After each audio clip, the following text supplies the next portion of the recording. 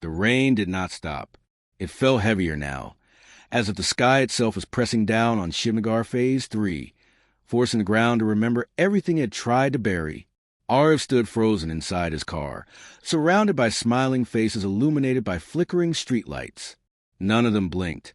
Men, women, children, all barefoot, all soaked, all staring at him as if he were the only strange thing in this place. The woman in the gray sari stood closest to the driver's door. Her smile had faded into something calmer, colder, an expression of quiet certainty. "You came back," she said. Arif shook his head violently. "I've never been here before." She tilted her head, rain sliding down her cheek like tears that never ended. "No one ever remembers the first time," she replied. A sudden knock echoed from behind him, not on the car, on one of the houses. A door creaked open, then another and another. From every direction, doors opened slowly, in perfect unison, their hinges groaning like they were waking up after a long sleep. Warm yellow light spilled onto the flooded streets, reflecting off the water like broken stars. The colony breathed. Arif's chest tightened. "This isn't real," he whispered. "This can't be real."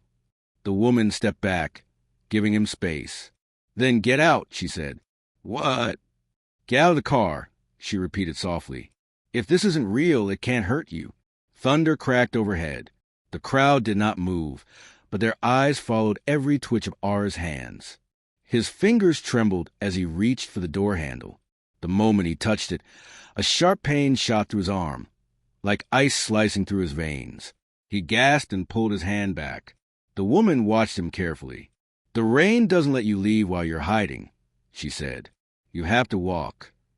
Arif laughed hysterically. "Walk where? This place doesn't even exist." A child stepped forward. He couldn't have been more than 8 years old. Mud clung to his knees. His hair was plastered to his forehead.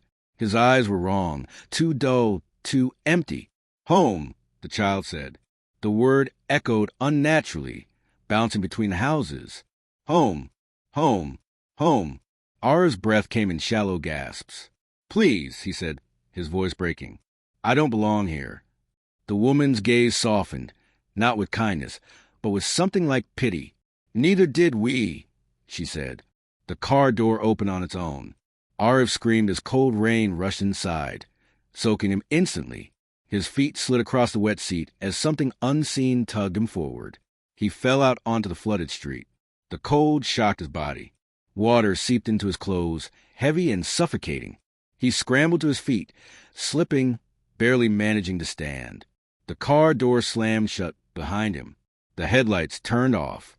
The car was gone, not driven away. Gone. Arif spun around wildly, panic rising like bile. "No, no, no." The crowd closed in, not aggressively, not quickly, but with slow, inevitable steps. Bare feet splashed softly in the water, perfectly synchronized. The woman remained in front of him. "Walk," she said. "To where?" he shouted. She pointed down the street, at the largest house in the colony. Its lights burned brighter than the rest. Curtains swayed, although there was no wind.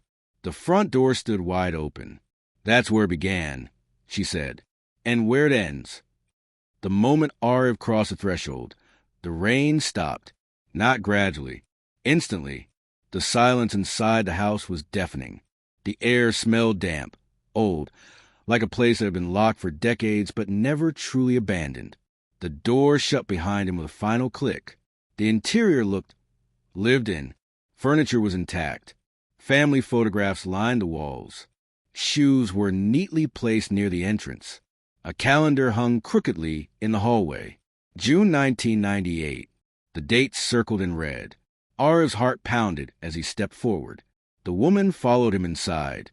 Now, under the dim yellow lights, her features looked almost normal, almost human. "What happened here?" Arif asked quietly. She didn't answer immediately. Instead, she walked to the wall and touched a framed photograph. A family of 4 smiled at the camera. A man, a woman, 2 children. The woman in the photo was her. "You want a story," she said finally. "That's why you came." Arif swallowed. "Yes." Then listen carefully, she said, because the rain doesn't like repeating itself. It rained for 6 days, she began. Not like this. Not angry. Just constant. The drains overflowed. The river rose. Officials came and told us not to worry. She gestured around the room. They said the colony was safe, built on higher ground. Her fingers tightened around the frame. They lied. On the 3rd night, the water entered the houses, ankle deep at first, then knees, then chests. People screamed. Children cried. Electricity went out. Phones stopped working. The exits were already flooded. We waited for help, she said. Boats. Rescue teams. Anyone. Her voice hardened. No one came. By the 5th day, people were trapped on rooftops. Food ran out. Drinking water turned black. The rain never stopped. And then, she whispered, the ground gave up. The colony sank. Not all at once. House by house. Street by street. Ara felt sick. The report said evacuation was successful, he said. She laughed bitterly. They evacuated the papers, she replied. As the water rose, something else appeared. At first, people thought it was exhaustion, hallucinations, fear. They heard footsteps in the rain, she said. Saw lights where there shouldn't be any. She looked at Ariv, just like you. One night, someone knocked on her door.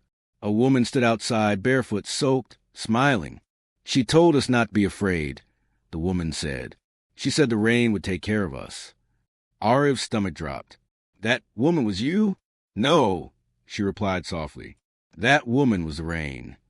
When the water reached the ceiling, people had a choice. Fight or stay. Some tried to swim. They never made it past the street. Others stayed inside, holding on to furniture, onto each other, onto hope. The rain rose. The rain waited. And then, she said, we stopped breathing. Ariv stared at her. You drowned. Her eyes darkened. Yes. But the rain didn't let us leave. When the water receded weeks later, Shivnagar Phase 3 was empty. No bodies. No survivors. Just silence. But when the monsoon returned the next year, lights flickered on inside the houses. Footsteps echoed on flooded roads. People reported seeing figures standing in the rain. The government sealed the area, but the rain kept coming back. And everyone who enters, she said, stepping closer to Ariv, becomes part of us. Ariv shook his head. I won't, he said desperately. I'll expose this. I'll tell the world. She smiled sadly. That's what the last journalist said. Ariv froze. There was someone else? He asked. She nodded. He came 10 years ago. Asked questions. Took notes. She pointed to a room down the hallway. He's still here. The journalist's room. The door creaked open. Inside, the room was filled with papers plastered to the walls. Notes, photographs, maps, frantic handwriting. In the center sat a desk. And a skeleton, still seated upright, still holding a pen. Ariv gagged. The skeleton's skull was tilted slightly upward, its empty sockets facing the door. On the wall behind it, written in dry black stains, were the words. Ariv stumbled back. I don't want to die here, he whispered. The woman stepped into the room. You already answered the rain, she said. Now it's listening. The lights flickered. Outside, thunder roared again. The rain began to fall inside the house. From the ceiling, from the walls, from the air itself. Ariv screamed as water poured down, filling the room rapidly. The skeleton collapsed into the rising water. The woman's face began to change, her eyes darkening, her smile widening unnaturally. You wanted a story, she said, her voice echoing from everywhere at once. Now you are one. The water reached Ariv's neck. His lungs burned. And then everything went black.